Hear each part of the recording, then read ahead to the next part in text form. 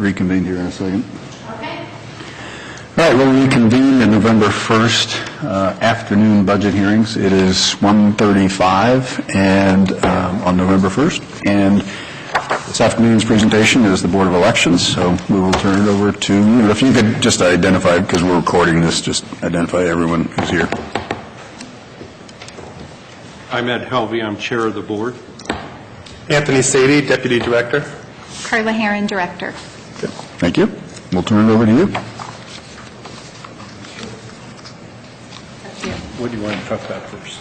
We can go through the slides if you'd like. Okay, sure. Yeah, in our first slide here, you can see just the immense growth that we've had as a county for the past 20 years. This shows from 1996 to 2017,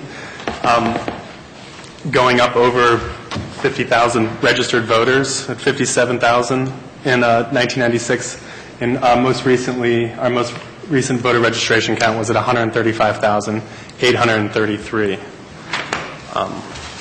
Our next two slides, you have just the voter turnout to just show the difference between the odd year elections and the even years, such as next year we'll have the gubernatorial.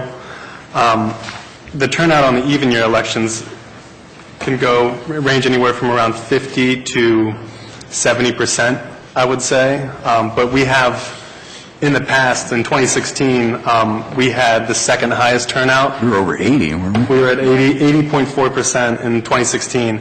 We were second highest to, I think, Putnam County, which is much smaller compared to our registered voters.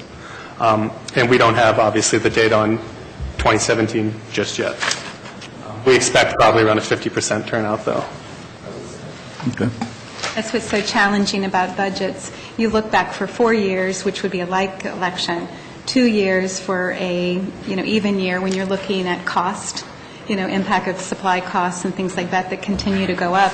But yet it's difficult to look back to your previous year because it's an odd year and you don't need the staff, the turnout. But we have a few other challenges that we're looking at. Again, is the inconsistency really in either in-person or mail ballot. In an odd year, people don't participate quite the way they do in an even year. And we're looking into next year.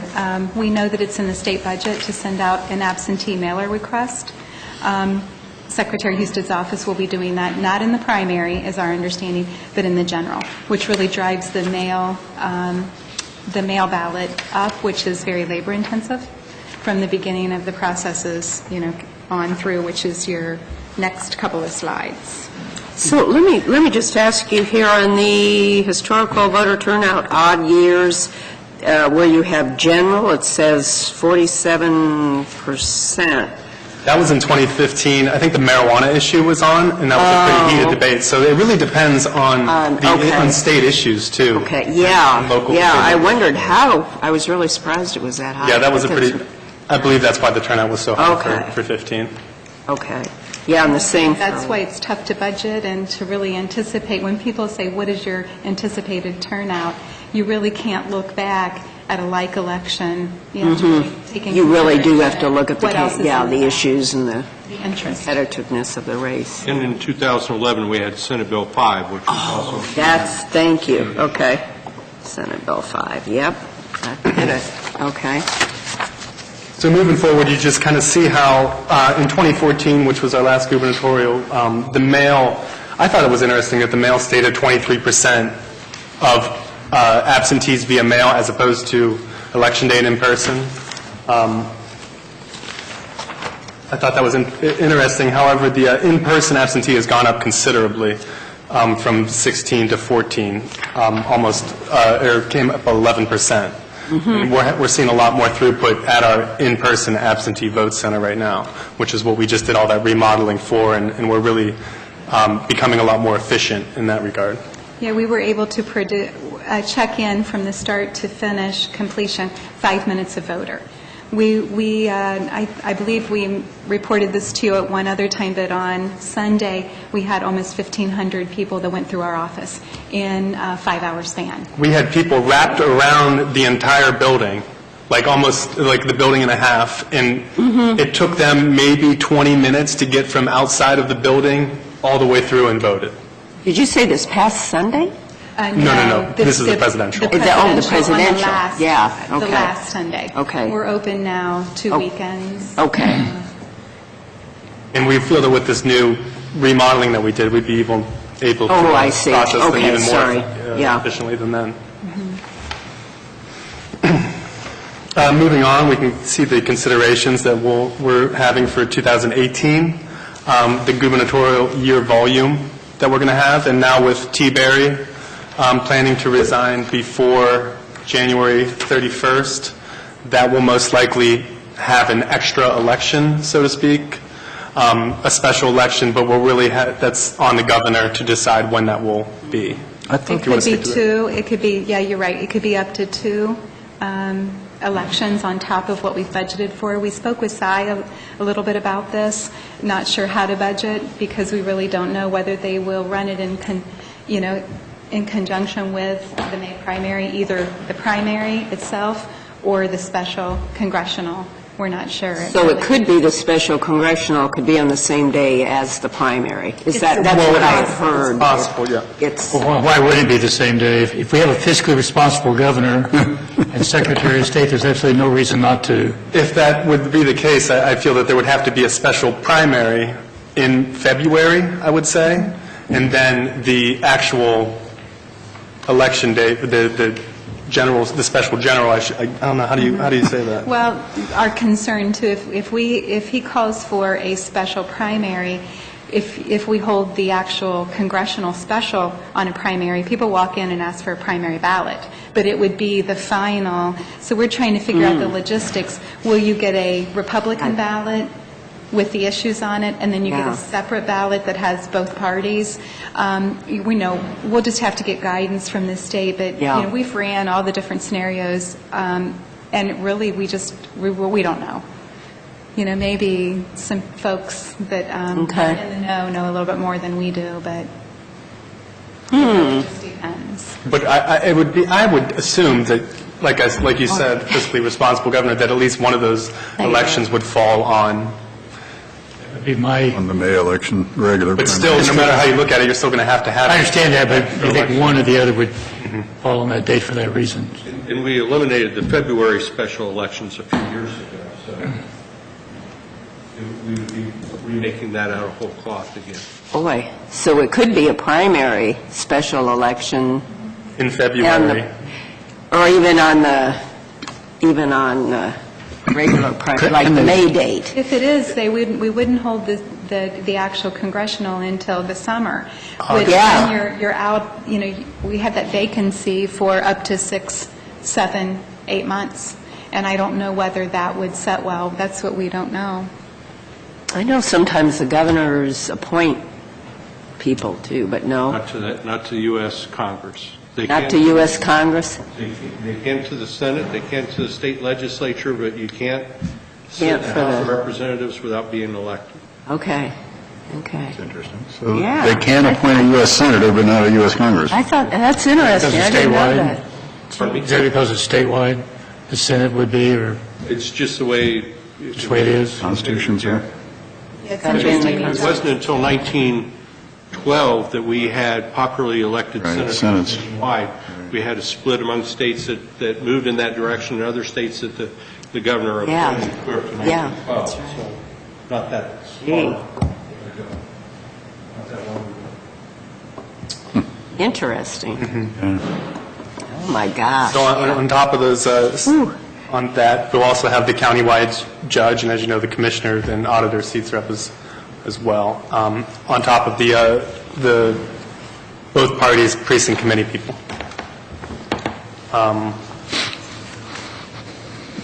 We mentioned earlier that the statewide absentee mailer is going to go out. They already budgeted for that at the state, so they will be sending out absentee application requests. Says the state doesn't pay for that, though, do they? They pay for the mailing? Yes, the state does pay for that. But just to say that we're going to have a lot of volume because the state's going in and taking that out. I mean, a lot of voters won't take action unless they get something in the mail, so Yeah, it ups the turnout. it ups turnout And considerably. to some degree, the confusion Yeah, I mean, people call us and say, hey, you guys haven't sent us an absentee request yet. What's up with that? We don't do that. We don't send those out. The state does. Or they sign the request and they think it's to say, I'd like to participate in the election. We send them a ballot and they're calling, why did you send me a ballot out of the blue? Well, no, you know that piece of paper that you signed? And then they show up the day to vote, and they've asked for an absentee, and that It creates drives another up problem. provisionals. Yep, it sure does. The biggest consideration for 2018 as far as the budget's concerned is the potential for new equipment. We'll dive into the details on that once we start breaking things down. But with the new equipment will also come new training for staff, poll workers, and the public, educating the public on how the new equipment's going to work, new training guides for our election officials, as well as new internal processes and procedures and what that may entail. If we do not end up going for new equipment, in order to stay in compliance with ORC, we will still need to purchase additional machines because of the growing rate of our county, as well as replace the motherboard batteries on every one of our existing machines. That's to be done every 5 years, and so this would be year number 5. That is also per directive, which has the weight of law. So, Yeah, oh, boy. tough decision. On top of other than new equipment, which we'll drive down to, we also heard from one of our staff members that they're going to be retiring at the end of next general, so end of 2018. We were planning on bringing someone in about 6 months early to work under them and train them and bring them up to speed, so it's a smoother transition. She's been with us for 11 years, so it's a lot of knowledge that we'll be leaving. Oh, yes. Can we do the revenue? Yeah, do you want to go ahead and do that? Yeah, what we did is we just broke down each of the sections of the budget. The first is the revenues. You'll see that it's decreased from what it has been in the past. That's because of the new law where some of the money that we would be getting back next year was actually paid into the general fund, the general revenue fund this year, because they had to pay for a special upfront. It was BXT&G Fire. So they paid for it in advance. So that's the reason it looks a little lower. We also do not anticipate any federal money. The HAVA money, the Help America Vote Act, that was money that was put aside for our new voting equipment, but also any kind of ADA, any kind of upgrade that we had to do.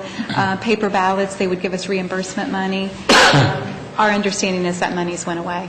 So we do not foresee any federal money. Now, again, there's the line item for state reimbursement.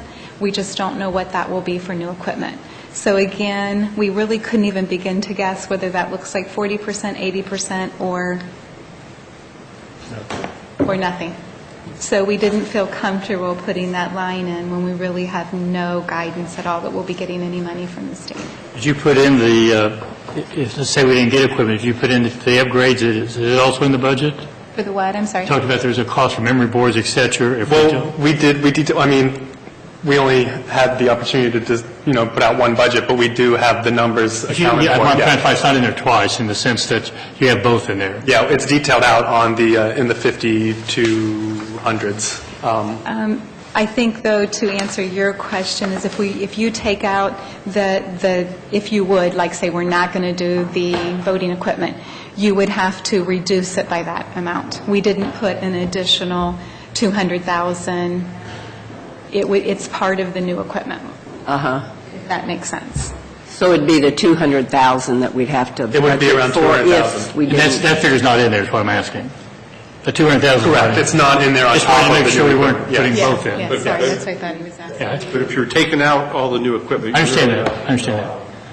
What do you think the best guess at this point is in terms of Sorry, Jeff? appropriation from the state or support from the state on, I know they're talking now about putting it in the capital budget next year. That seemed the most likely scenario to you guys from what you're hearing? Again, whatever percent they reimburse. Right, because if not, it would not be in 2018, it would be in 19. They've already, they did the biennial operating budget this year. So it's their shot. I think it probably is suitable for a capital, since it's yeah. has a long lifespan. Okay. I'm Commissioner Steve Cutler, Board of Elections, 1644 Shell Drive, Delaware. I think on the reimbursement issue, if there is a reimbursement, my sense is, just my understanding, talking to folks, is they're going to start with a reimbursement program. So there's some counties that have moved forward and purchased new equipment, and then the counties that haven't done anything will kind of be the last in line. I mean, that's just the sense that I get from it. But I would say that whether or not the state will do it or not, I don't know, right? I mean, we hope so. It'd be great, but no solid answer. Okay. That's consistent with what I'm hearing, so not surprised. If we wanted to go on a little bit, if you wanted to speak to the compensation. Compensation, our board did vote to approve a 3% increase if you approve the budget.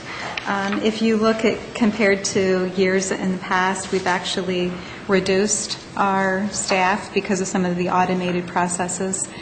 So our line, as compared to 2 years ago, which would be more of the like election, it actually, we've actually reduced payroll because of those processes we put into place. Materials and supplies, just to, Cy had asked us to do the best we could to not just put one line item in for the equipment, but really to put it into the line that we would be paying out of. So we did for equipment, this is only the equipment that actually was under $4,999. Is that correct, Cy? So this is just a portion of what the equipment would be. The other was put into the commissioner's line that was a higher Over dollar amount. $5,000. For like the scanner, If I can break it down a little bit, the way that this new system goes, no matter which vendor we look at, there's two different pieces of equipment. One is considered a ballot marking device, which the voting process is going to basically be like it is now. You vote on the touch screen. That comes under $5,000. However, the difference is now that is going to print out a ballot, and you'll have to bring it over to a tabulator, a scanner. That actually falls over $5,000, which is why it's kind of split half and half. Any discussion at the State House to change the one machine for every 175 voters, considering that we now have so much more absentee and early walk-in? I know that a couple of the vendors are pushing for it with, as far as lobbying goes. It may change soon. We did call for confirmation at the State House, or at the Secretary of State's office, and that 1 to 175, these new ballot marking devices, they'll be the same ratio as the Ivotronics are now, as it stands now. As far as the scanners go, they're going to recommend one per location. It's not going to be like a paper county where it is actually one per precinct. So that does take that into consideration. We really tried to drill down and come up with a process that we can bring to you the best decision that we can make. And we started out a couple months ago, and Cutler and I both claim credit for this, but we reached out to all the surrounding counties in central Ohio and put together a series of meetings that we've held in our office where we've discussed the purchasing, discussed the different systems that are out there, and we've invited in all of the providers to have one-on-one meetings with all of these counties, so that we're hearing the same message at the same time from these vendors, and that hopefully our collective wisdom will be better than our individual wisdom. And if we're able to come up with a similar decision, like, hey, we like, brand A over brand B, to try to maximize our purchasing volume and get the best price possible. The numbers that we have in the budget right now is what was provided to us by our current vendor.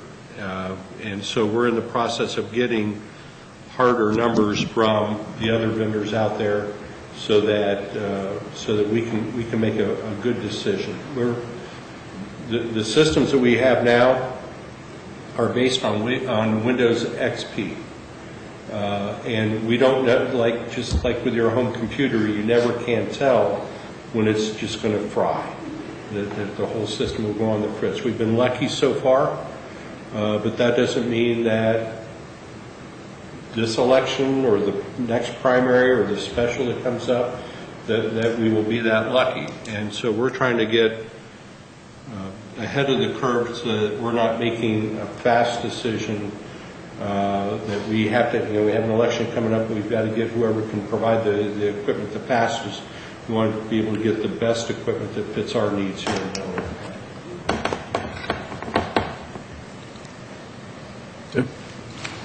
Okay. The 5300s, the services and charges, I believe you'll see is very much in line with past like election years. However, the only real differences would be the increase with new voting equipment, one being postal and freight.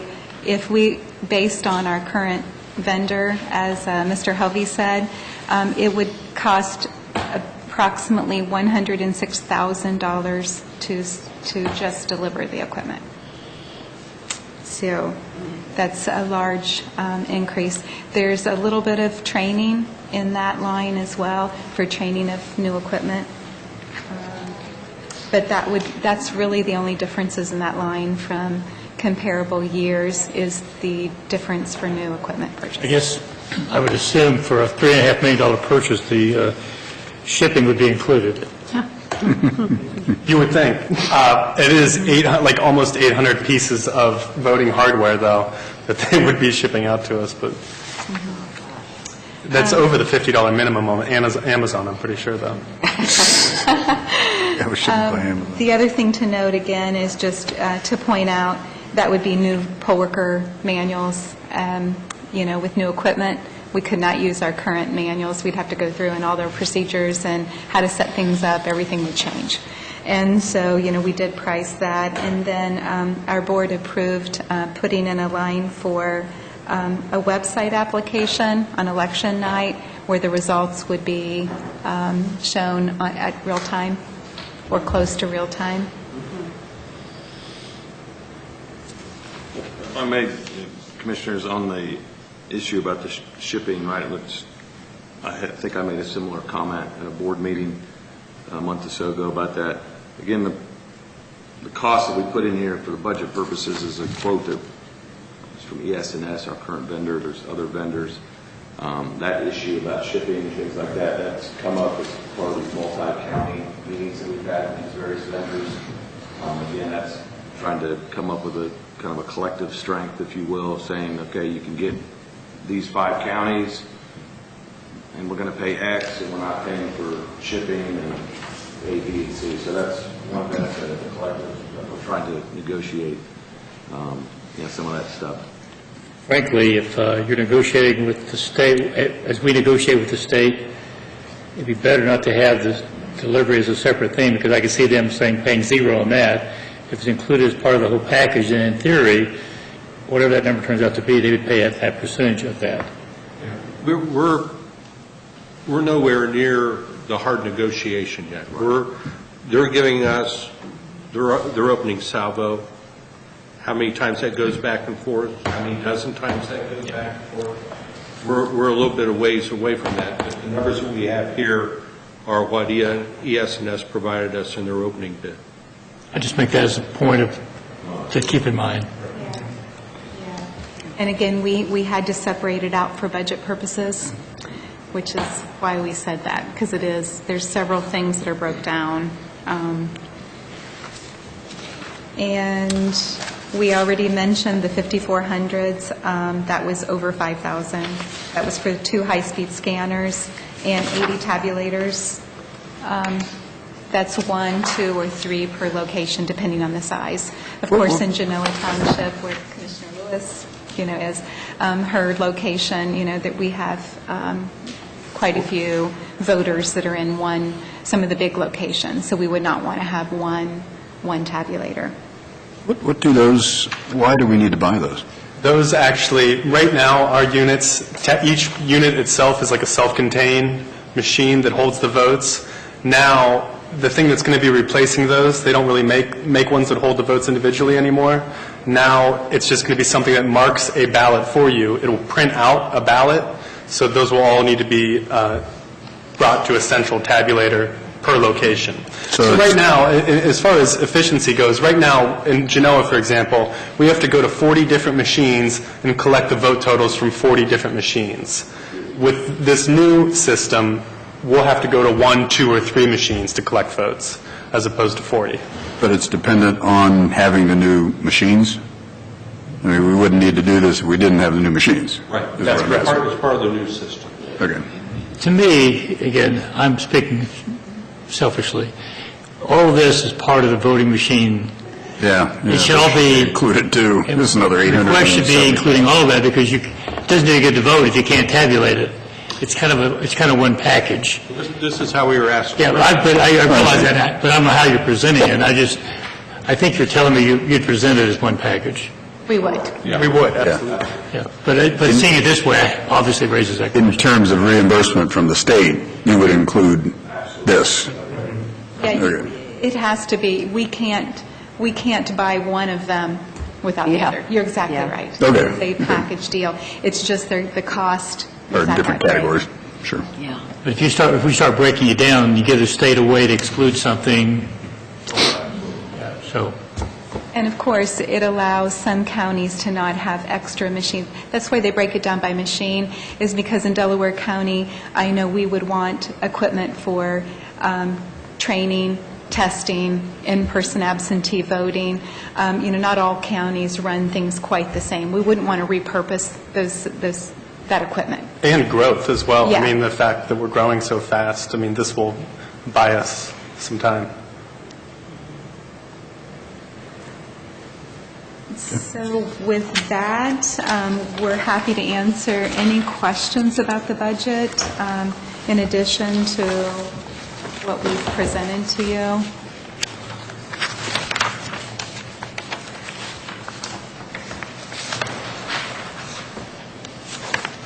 All right. Commissioner Merrill.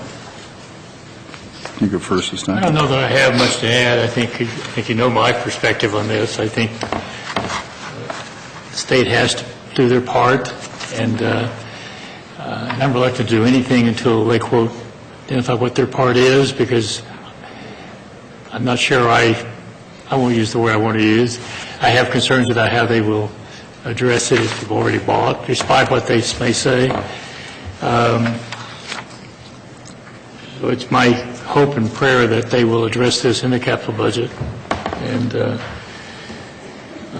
we can all move on. So, but if you take, I think you've kind of partially answered it. If you take the cost of the voting machines out of the equation, it looks like we're up about 400. Looks like we're up about 400,000 over this year's budget. With some of this other equipment you've talked about, I think that probably addresses a good part of that. So, At least 200,000 to get our current equipment up to code.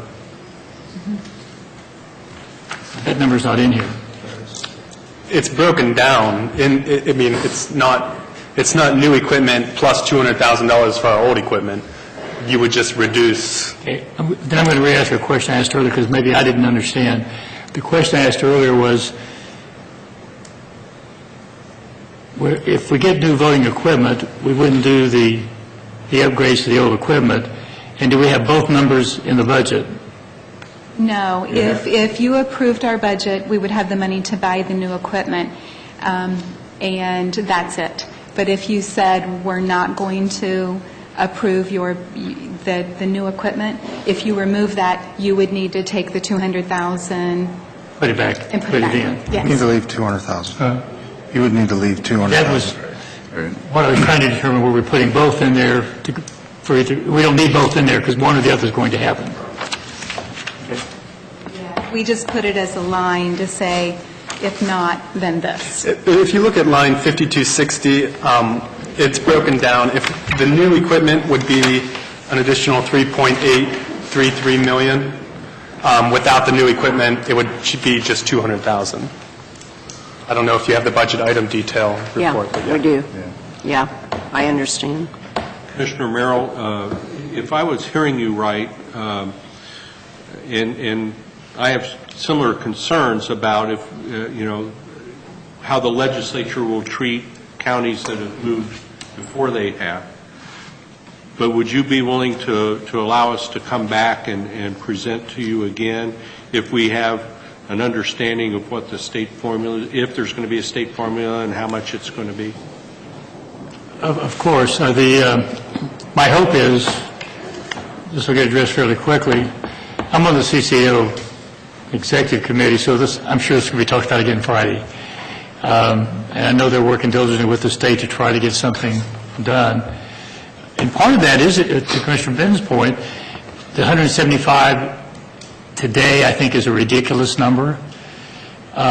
We talk and preach about being fiscally responsible, but then we don't follow through. And I don't know if that number is 225 or 200. People closer to it than me need to make that. But I'm pretty darn sure it's not 175.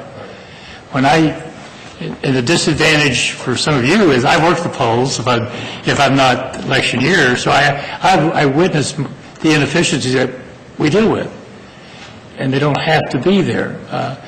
For example, we don't need a table for every precinct. We don't need a Republican and Democrat for 7 tables or for 7 precincts, because now you can go to any one of those tables because of what we did a couple of years ago. We just need to be reasonable about how we approach this, so everybody has opportunity to vote in a timely fashion, but we shouldn't spend dollars we shouldn't just waste dollars, and that's my concern. And 175 is a waste, And all of those, which means we order more equipment. all of those decisions are made way above our pay grade. But if we don't jump up and down and yell and scream and make that known, who is going to? But that's a decision that should be made before we buy equipment, theoretically, because you won't have to buy as much equipment. And I'm talking about statewide, not just our county. If you increase that number 20%, then perhaps, maybe it's not 20%, but 10, 12, 15% reduction in the amount of equipment you need to order. Well, as you know, Which gets to be a big number. Senator LaRose is the senator who had introduced the 80-20, I think, that the state would pick up 80, counties would do the remainder 20%. We did meet with him, and we asked him to add language to that if counties went ahead and moved forward, that would apply, and he agreed he was going to work on the language. We have not seen it. So, I'm hesitant to say that it's going to happen, but he did say that he would cover us and he would work on language and send it out to us to review. So we're in hopes that he will make sure he puts that in for counties that move forward, and they would retro payment back, a reimbursement. Again, we don't know whether it will pass. There's no guarantee. The other thing we had talked with Cy a little bit about, and he suggested we bring it up, is, a lease type, lease option, if that's something you would want us to lease to own, lease, so that it's not lease. a big purchase up front. He said that he thought maybe we should suggest that we could get pricing on that as well, and you could take a look and see what that looks like. Yeah, the trouble with leasing is somebody's going to finance that equipment, and if we don't, then the company does, or some finance company for the company, which means they're going to pay more interest, which we pay, than if we just buy it outright, because we can borrow a whole lot cheaper than most companies. They were throwing around what? Yeah, Yeah, like 2.8, yeah. under 3, I think it was, but yeah. Yeah, so, if you're interested in looking to see what that looks like, we're happy to do that as well. Yeah, if I just may add, Commissioners, we're part of the Election Officials Association, which has been working in concert with the County Commissioners Association on this specific issue. Commissioner Romero makes a lot of good points. There's other issues that need to be addressed and updated. My only concern, just to be honest and blunt about it, is I don't know if the state will do anything. And my concern is the state doesn't do anything until there's a crisis. State government tends to be reactive, and I'm just being blunt, right? Everybody needs to know have all our cards out on the table. I'm not sure if the state will ultimately do anything, right? And until there's a bunch of machines go down in some county in a big election that matters, it's easy to talk and meet and have meetings and all this kind of stuff. And until maybe something, unfortunately, something like that would happen, I don't know if the state will be there. Yeah, and I don't rely on their word that they're going to take care of those who go ahead and prepay it. I do not trust them. And the other thing, too, is when we did the poll pads a couple years ago, they promised a percentage, but there was also a cap. Oh, so the that's right. actual You percentage said- that we received was below. Yeah. You know, once we, and obviously the cap was set. So we didn't get the 80% that we were promised then, is that correct? I think it was 80-20, wasn't it? And we didn't get 80%? We did not. No, we didn't. And also, a sidebar, not to get into minutia, but if we had the freedom as an entity, public entity, to negotiate that, our price would have been less than what the state term price is negotiated at. But in order to get that reimbursement, we had to go with the state's price as we would have, Which was higher than the price? which was we higher paid than the them? early adopter price that our poll pad vendor gave us. $20,000 for Delaware County. In order for Delaware County to get back $160,000, we had to pay $20,000 more, which is all taxpayers' dollars. That's frustrating.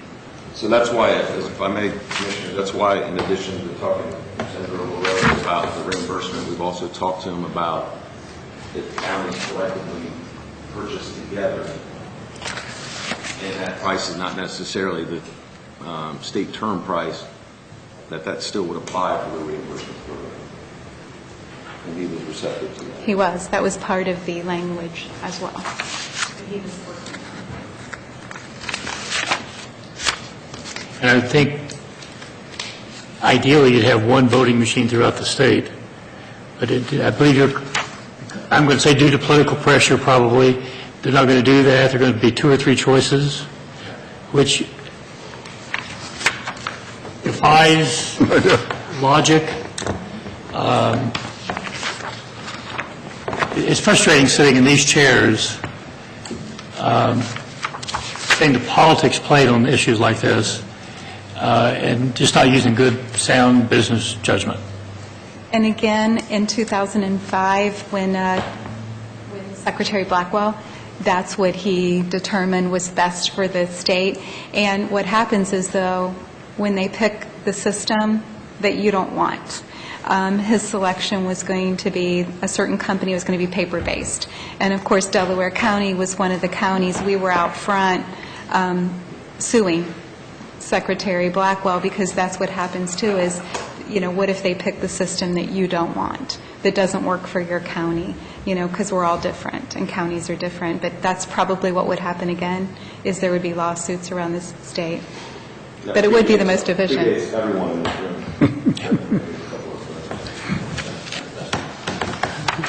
I was involved. I want to say it predates me, but it doesn't.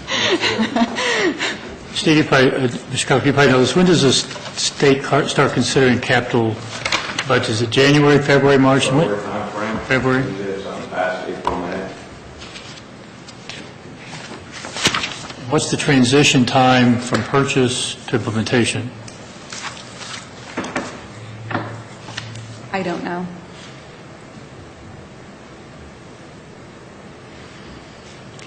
I know that they have to build them,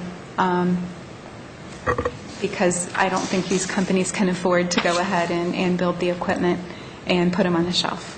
It's not like that they want a commitment and then they start the build.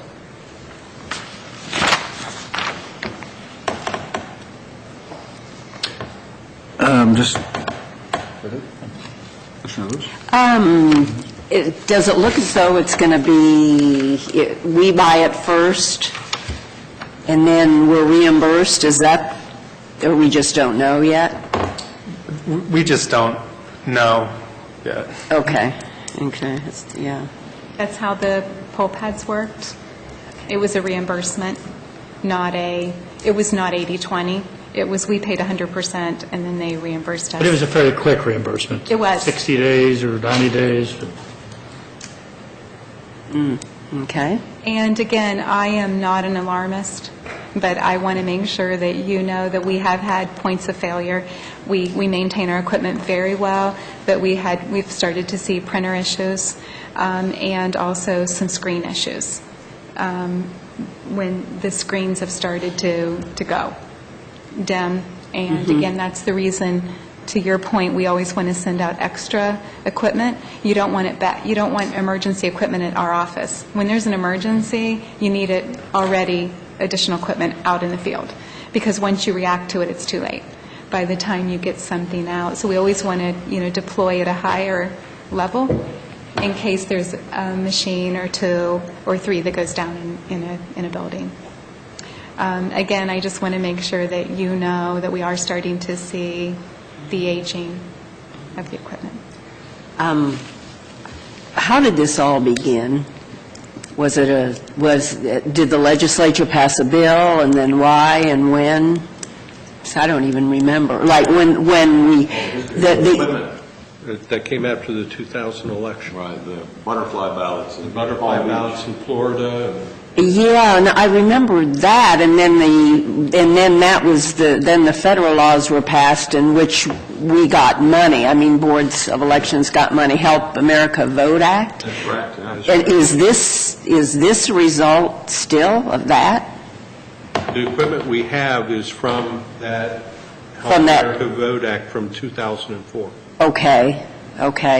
Then why do we all have to buy new? I understand then, that's been a while, so we may need new equipment, but we're under a state mandate now to, It's all wearing out, and, think about how often you've replaced your own home computer since 2004. They're very similar devices here, and they're just going to wear out, just flat out wear out. And Secretary Houston issued an advisory. Yeah. Yes. He issued Okay. an advisory that said, because of the age of the equipment and some of the issues they're starting to see in the state, he was recommending all counties replace their system before the next presidential. okay, that's what I wondered then. So Secretary of State, okay. Husted, It was an advisory, not a directive, but they were advising counties to Okay. make that. okay. Okay, thank you. That's all I have for now. On the revenue, you've got $200,000 in the 2018 budget, and that's, I assume, just the reimbursement from, 2017 This election. November. okay. So we aren't counting on any reimbursement for any special elections that we have to do. And there isn't any source of reimbursement, is there, on those? We don't think so. Okay. I We didn't did know. put in a revenue line for a potential special, and it's $20,000, in case there would be in August. But that would be the only one, and that's our best guess, that if there would be some kind of a small political subdivision that missed going on the ballot, or they thought it might be controversial in November, they may go ahead like BST&G did last year. We don't see a county-wide happening in August. Yeah. That would be reimbursable, correct?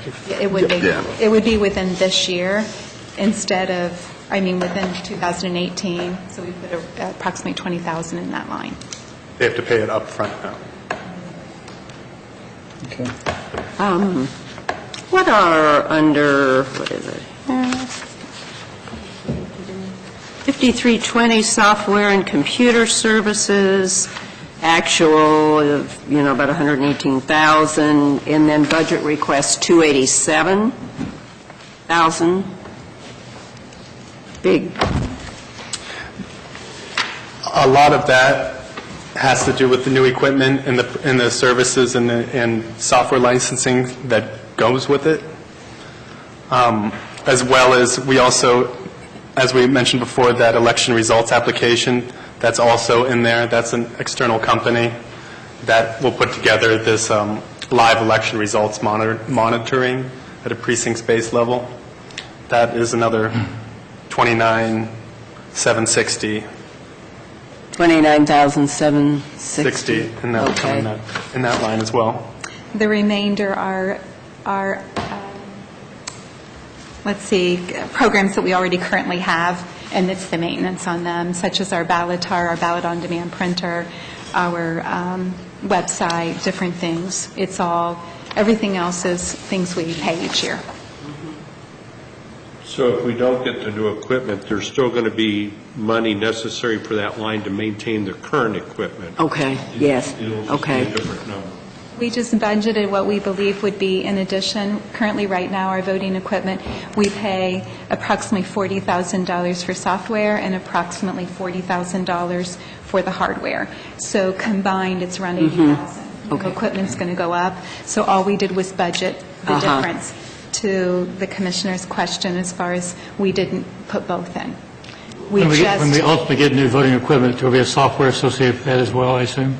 Yes, and we just put in, like Carlos said, we put in the difference between what we pay now and the new, and what the new equipment would be. Also included in that line is all of our voter registration and the new mail ballot verifiers, hardware and stuff, and things that we already have in place is also in that line. We've got $294,000 in That's what I was going to ask. election and settlement services. That's our poll workers. Oh, okay.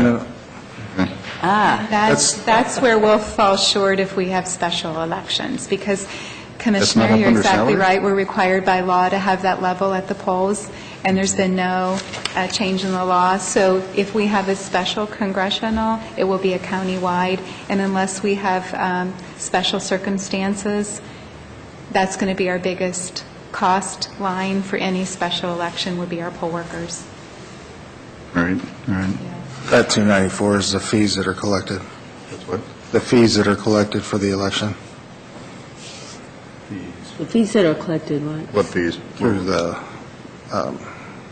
auditor's office collects those fees. For a federal election, do we get reimbursed on a special election? I'm going to guess not. But Not that we've heard, and we read through when knowing how things work, I'm guessing not. we pulled the information from Butler County to collect whatever information we could because of Boehner when it happened, to try to gain some knowledge on how that would work. There'd be an expedited calendar. They kind of move everything forward and push some timelines together. We saw nothing on money reimbursement though, from the state. And that was something that we mentioned when we met with Senator LaRose as well. He was like, why should he said, my fellow senators are saying, why should we kick any money in for local boards? It's their voting equipment. And I said, would you please go back and remind them that we have state elected officials on the ballot, we have state issues, this time 1 and 2, sometimes 5. Our counties get no money for those state candidates and state issues. So I asked him to please push back on behalf of Delaware County that they do have maybe some responsibility to reimburse us. So. With that logic, back in 2000, when the federal government put this edict out, that edict would have made no sense based on that logic you just gave, since most of them are state, most local elections. So it's amazing how inconsistent we can be in our arguments depending on what suits our position at that particular point in time. So are any costs built in this for a special election? Maybe you explain that. There is not. It's been a long time agreement between the commissioners and our board that we would budget for 2 elections, in an even year, for a primary and a general. If there'd be a special, we'd do our best to use the money if we had any savings on either of them. And we've rarely had to come back. We've been able to make that happen, because if it's a smaller election, we'll cut back on we won't have to pull in seasonal staff. So we do the best we can to cut back, but that's what we have done for several years in the guidance we've gotten. I think it's better to come back and make that request if you have that need, because otherwise everybody's guessing, and it really kind of distorts the budget, and I think you understand that I believe the commissioners are going to be supportive, obviously, but I think it's cleaner. I don't know if Si agrees with that. You're the one that has to deal with the numbers, but it just makes the process a little easier, I think, for you and for us. It does. It's great to have a good trust between, your body and ours, because, there's many counties that set up, they push on their commissioners to set up an election line that all of the reimbursement, all of the chargebacks go into an equipment fund, so they've been saving for it. And for us to ask you to tie up money when we know that when it's time and when the time is right, that you'll approve that, and we've never come to you to ask, and many counties do that. But it's good to have a relationship like we do, where we know if we need something, you've always been there for us, and we appreciate that. So, just clarify, are the poll workers in the compensation line or in that?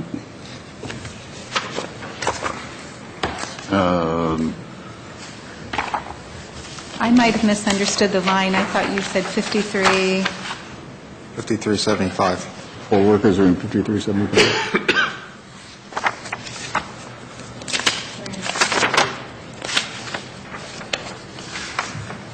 Since they're not regular employees, you're treated separately, is that the logic?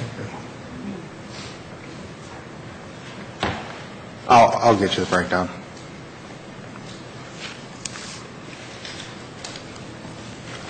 And that's not just poll workers in that line, it's also rovers and, yeah, election night help, all that same type of.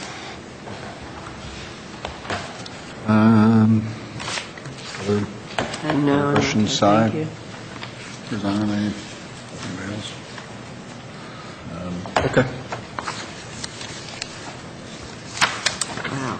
Well, I guess we'll wrap it up. There's a lot of uncertainty, that's for sure. This is such a tough budget because there is so much uncertainty, about the equipment, reimbursement, election, the number of elections, all those things. So, again, we appreciate you coming and presenting and laying everything out, with all the questions and issues surrounding it. So, Oh, my gosh, yeah. Thank you. Thanks for all the work. yeah, all A right. lot of work. I'm sure the board members are highly reimbursed, paid Yeah, for their I'm sure services. highly compensated. Yes, well compensated, yeah. Yeah. All right. Thank you. Thank you. All right, thank you. Thanks so much. Thanks very much. Jim?